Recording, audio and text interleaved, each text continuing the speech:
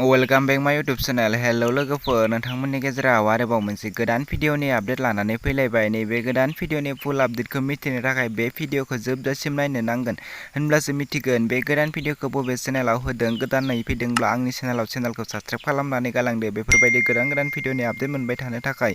बिदिब्ला फैदो दिनैनि नैबे गोदान भिडिअनि आपडेटनि सायाव।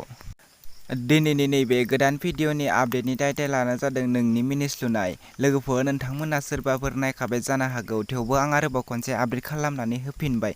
नोंथांमोना नैबे भिडिअखौ जोबजासिम नायलां। आं बिथांमोननि इउटुब चेनेलनि लिंकखौ लास्टाव बुंनानै होगोन। लोगोफोर, नैबे भिडिअनि कास्टिंआनो जादों सानि, समायना आरो सनास्रि। नैबे भिडिअखौ बिथांमोना अलरेडि फुल आपल'ड खालामनानै होखाबाय। बे भिडिअनि डिरेक्सन आरो करिय'ग्राफारानो जादों शिबराज नार्जारी।